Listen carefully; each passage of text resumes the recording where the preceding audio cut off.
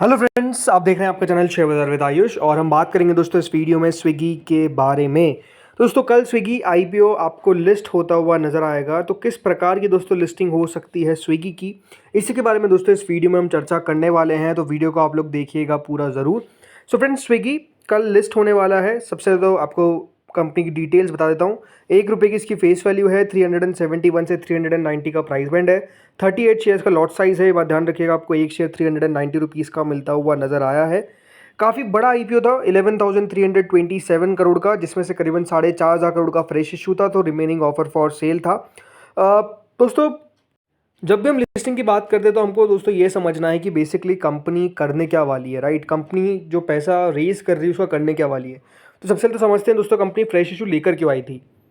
तो एक बात ध्यान रखिएगा दोस्तों, कंपनी जो पैसा अभी रेज कर रही है वो इन्वेस्ट करेगी इनकी एक मटेरियल सब्सिडरी है स्कुटसी, उसके अंदर दोस्तों कंपनी इन्वेस्ट करने वाली है। उसमें कंपनी रीपेमेंट करेगी और कुछ प्रीपेमेंट करेगी सर्टेन बोरिंग्स का।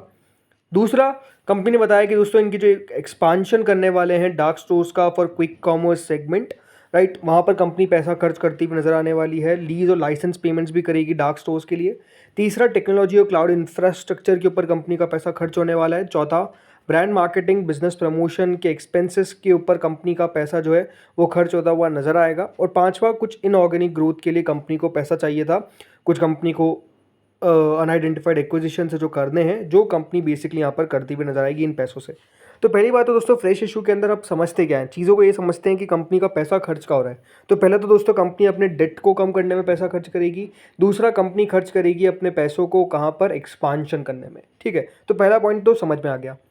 दूसरा पॉइंट हम लिस्टिंग में देखते हैं दोस्तों कि कहाँ पर मतलब इशू जो है उसको कितना रिस्पॉन्स मिलता हुआ नजर आया है और कितना सब्सक्राइब हुआ है। तो दोस्तों टोटल मिलाकर जो सब्सक्रिप्शन आया था क्यूआईबी कैटेगरी का वो 6 गुना था। करीबन क्यूआईबीज ने 20,000 करोड़ रुपए लगाए। एचएनआई कैटेगरी दोस्तों फुल सब्सक्राइब हो नहीं पाई, बल्कि आधा भी सब्सक्राइब नहीं हो पाई। ओनली 41% सब्सक्राइब हुई HNI category. Retail portion subscribe होता है करीबन 1.14 टाइम्स। एम्प्लॉय पोर्शन सब्सक्राइब होता है 1.65 टाइम्स। तो कुल मिलाकर दोस्तों 3.59 टाइम्स ये इशू हमको सब्सक्राइब होता हुआ नजर आया कुल मिलाकर। यानी सब्सक्रिप्शन भी अगर देखा जाए तो कंपनी को जरूर 22,436 करोड़ रुपए मिल गए, बट ओवरऑल सब्सक्रिप्शन जो था वो दोस्तों नो डाउट काफ़ी कम था, लो सब्सक्रिप्शन था। उतना पैसा आता हुआ नज़र नहीं आया जितने की उम्मीद थी। और सब्सक्रिप्शन हम कह सकते हैं यहाँ पर सेकंड जो बॉक्स है वो वहाँ पर टिक नहीं कर पाता है कि सब्सक्रिप्शन जो था वो डेफिनेटली अच्छा नहीं है। अब तीसरी पॉइंट पे आते हैं दोस्तों कंपनी के फाइनेंशियल्स। तो कंपनी के फाइनेंशियल्स दोस्तों कुछ इस तरीके से कि कंपनी का जो रेवेन्यू है वो काफ़ी तेज़ी से ग्रो कर रहा है। 6,000 करोड़ था 2022 में, अगले साल 8,700 करोड़ हुआ। 2024 में करीबन 11,634 करोड़ हो गया, यानी कंपनी का रेवेन्यू जो है वो 11,634 करोड़ तक पहुंच गया। कंपनी ने फर्स्ट क्वार्टर के भी नंबर्स पेश करे जिसमें कंपनी ने करीबन 3,310 करोड़ का रेवेन्यू जो है वो पोस्ट किया है। और कंपनी अगर इसी रन रेट से चलती रही तो ये हम कह सकते हैं कि कंपनी डेफिनेटली अगले साल जब नंबर्स पेश करेगी तो वो मोर देन 12,000 करोड़ जो है वो हमको आते हुए नज़र आ सकते हैं, इसमें कोई डाउट नहीं है। मुनाफा दोस्तों है नहीं, कंपनी अभी भी घाटे में आपको चलती हुई दिख रही है। कंपनी का अगर आप लॉस देखेंगे तो 3600 करोड़ था 2022 में, देन 4,000 करोड़ हो गया। 2024 में कंपनी अपने लॉस को कम किया करीबन 2300 करोड़ के आसपास। बट अभी कंपनी ने फर्स्ट क्वार्टर के नंबर्स पेश करे जहाँ पर 611 करोड़ का कंपनी को लॉस आया। दैट मीन्स कि अगर कंपनी का लॉस इसी तरीके से चलता रहा, राइट, जिस तरीके से कंपनी का लॉस अभी चल रहा है, तो चारों क्वार्टर में हम ये कह सकते हैं कि दोस्तों कंपनी का जो लॉस है वो हो सकता है कि 2024 के लॉस को भी एक्सीड कर दे। बट क्योंकि देखिए हमेशा बात ध्यान रखिएगा, नंबर्स हर क्वार्टर काफ़ी डिफरेंट होते हैं, तो हम एग्जैक्टली कंपनी को इस तरीके से कंपेयर नहीं कर सकते हैं कि कंपनी के फॉरवर्ड अर्निंग्स किस तरीके की होने वाली है। तो इसलिए दोस्तों अब बात करते हैं स्विगी और जोमेटो को थोड़ा सा कंपेयर करते हैं, राइट, क्योंकि आपको पता है दोनों बिजनेस सेम है।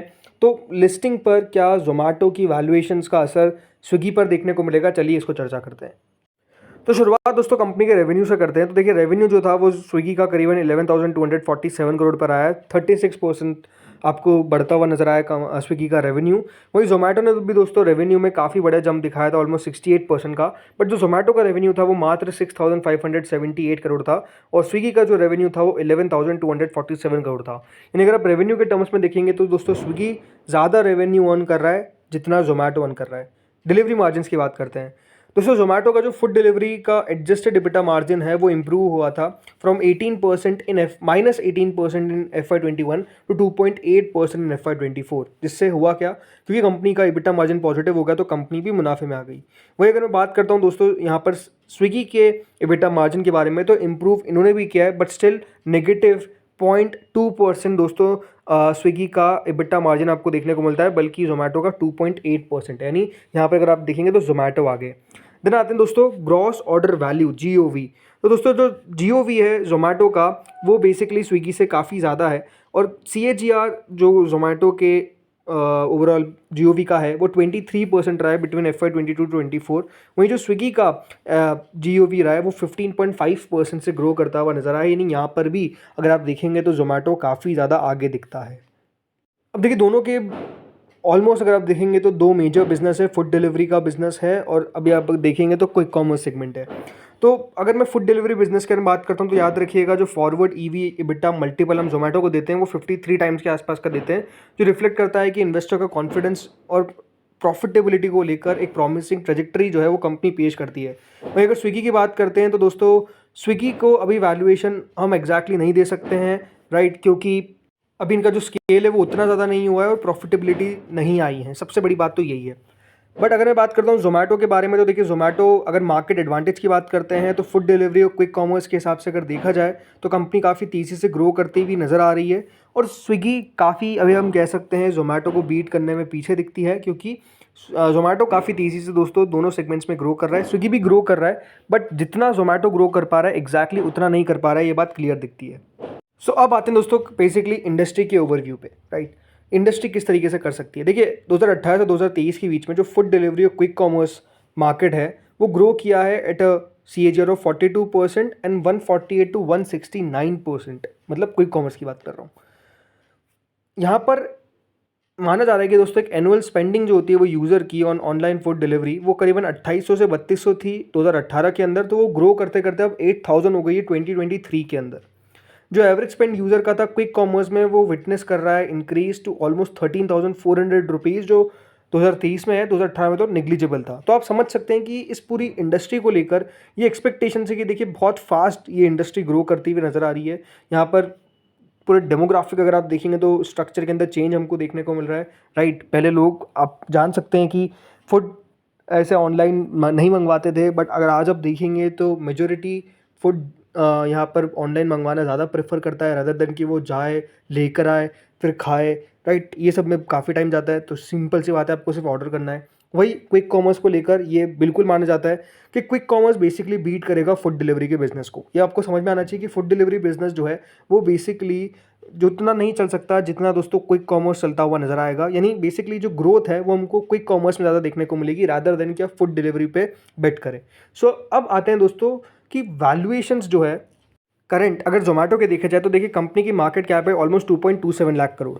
बट ये बात ध्यान रखिएगा जोमेटो को हायर PE मल्टीपल मिलता कि उसके पीछे का सबसे बड़ा रीज़न है कि दोस्तों कंपनी जो है वो मुनाफे में है, राइट। कंपनी प्रॉफिटेबल है, कंपनी ने नो डाउट बहुत ज़्यादा शानदार काम किया है। स्पेसिफिकली अगर मैं कहूँ तो ब्लिंकिट को लेकर, फूड डिलीवरी तो है ही अपने आप में देखिए शानदार, बट आई थिंक जिस तरीके से इन्होंने ब्लिंकिट को बनाया, ब्लिंकिट को खड़ा किया, आई थिंक जब कंपनी ने एक्विजिशन किया था तो कंपनी पे आप सब समझ सकते हैं कि आरोप लगाएगा कि कंपनी ने बहुत गलत एक्विजिशन किया, प्रीमियम पे एक्विजिशन किया, बट आई थिंक कंपनी ने सबको गलत साबित किया और आज अगर आप देखेंगे तो नो डाउट उसका रिजल्ट हमको भी दिखता है। सो वहीं अगर अभी स्विगी को देखें तो स्विगी ज़रूर दोस्तों यहाँ पर EBITDA पॉजिटिव हो चुकी है फूड डिलीवरी में, बट क्विक कॉमर्स में भी कंपनी काफ़ी पीछे है। क्विक कॉमर्स में तो लॉस है ही है, राइट। सो आई थिंक ये है कि अभी स्विगी को लेकर सबसे बड़ा पॉइंट यही है कि कंपनी का जो मुनाफा है, राइट, वो कब हमको आता हुआ नजर आएगा। मेरी एक्सपेक्टेशंस है अगले 2 सालों के अंदर कंपनी मुनाफा करेगी, कितना करेगी ये अपने आप में सवाल हो सकता है, बट मुनाफा करती हुई नजर आएगी। तो अब आ जाते हैं लिस्टिंग के स्ट्रैटेजी पे एग्जैक्ट।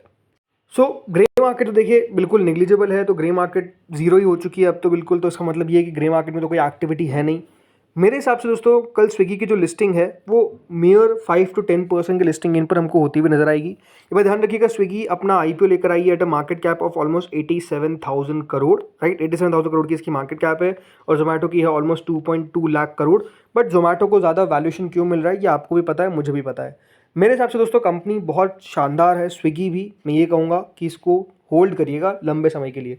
देखिए ये स्टोरी के अंदर अगर आपने पैसा लगाया तो मैं मान के चलता हूँ कि आपने इसलिए पैसा लगाया कि आप होल्ड कर सकते हैं at least for 1 to 2 years, right. तो 1 से 2 साल इसको रखिए अपने पोर्टफोलियो के अंदर। बस ध्यान रखिएगा, जब कंपनी मुनाफा करेगी तो बाजार इसको मल्टीपल देगा, जब कंपनी का क्विक कॉमर्स बढ़िया करेगा तो बाजार इसको मल्टीपल देगा, राइट। जैसे जोमेटो को देता हुआ नजर आ रहा है।